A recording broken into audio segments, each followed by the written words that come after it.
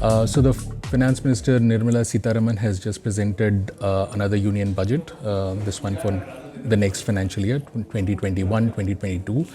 And it's a very significant budget because it's pretty unlike most other budgets.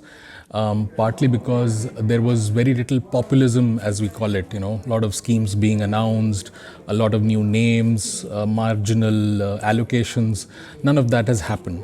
The first thing to understand about this budget is that COVID and the financial problems that it gave the national economy has had a massive impact on this budget.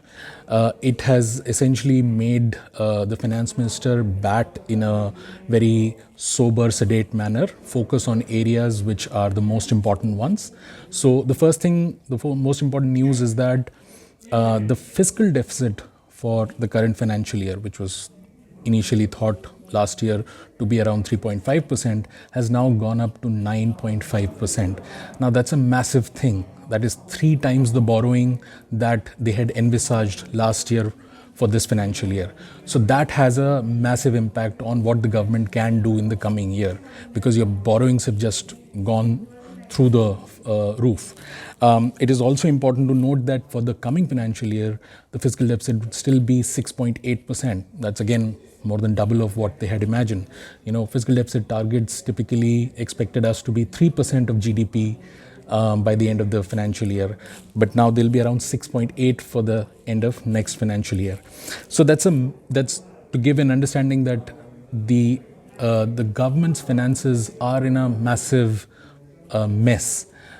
So what can a finance minister looking at such a scenario do?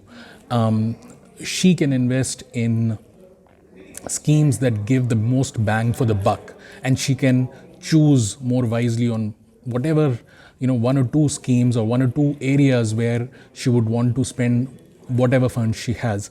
And that is what, on the face of it, in the first look, appears to have been done in this budget. So the first thing to note is that the finance minister has not given any tax breaks, massive tax breaks, and also not sort of gone the other side and imposed new taxes in a bid to raise more revenues. What she has done is that within the resources that she had, she chose some very key things. One is healthcare. So she has massively boosted healthcare spending, which is something that India always lagged, and we were hoping that a pandemic of this scale would perhaps involve raising healthcare expenditures. We'll get to know the finer details later on how real this increase is, but on the face of it right now, healthcare seems to be a massive investment. The other big area where she's invested is education, and that too for the marginalized sections. So scheduled caste, scheduled tribes, students from those communities and far off areas, Eklavya schools and stuff. The third thing that she has done is that the nature of her spending is not in revenue, but more in capital. Now, you must understand that when a government spends in capital, increases capital expenditure, that is investment or spending in making of productive assets, making of assets that produce more growth. So typically, the multiplier effect of every 100 rupee that government spends is higher when the government spends in making a road or a bridge or a school. Why? Because these are productive assets. They give employment. They create more income for other people. If the government gives 100 rupees straight to you and me, the multiplier effect, the X times that the GDP will go up, is lower. The chief economic advisor in the economic survey had said that the multiplier effect for government spending in a bad time, when the economy is really bad, in capital expenditure is really huge. It's much better. So it follows a very clean economic logic that if you have to spend money, don't go for populism, don't give for just more money in the hands of people directly. Invest in resources that will create more assets, that will create more jobs, that will create future economic activity. So she's given a massive boost to creating more roads, creating parks where labor intensive in industries can come up, basically investing in ports and all these assets that will create more jobs and more productive assets. So that is the third area.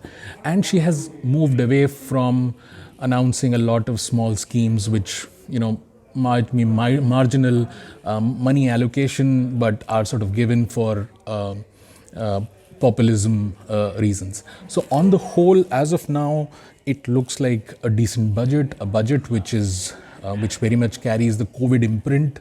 And it is also clear that the financial stress will carry on for a few years, because she said that the government hopes to bring down the fiscal deficit to 4.5% by 2025-26.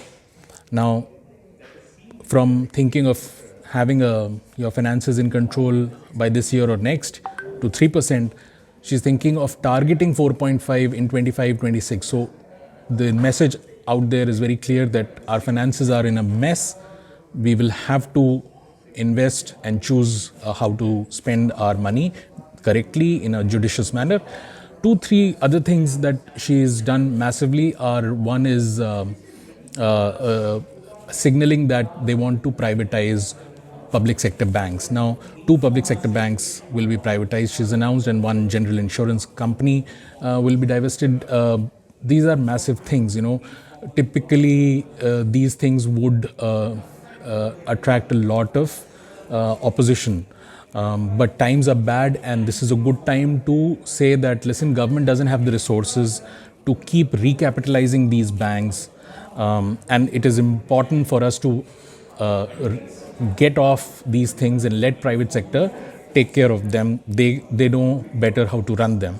She's also signaled in the same light a lot of asset monetization. So government has a lot of assets, and typically you keep sitting on it because times are not as bad, but times are pretty bad. So to raise more revenues, she's also pushed a lot of asset monetization. So it is very clear that the finance minister is trying to do everything possible to raise funds and investing that money in expenditure which is more focused on raising the capacity or the productive capacity of the economy. So on the face of it, looks like a very decent budget.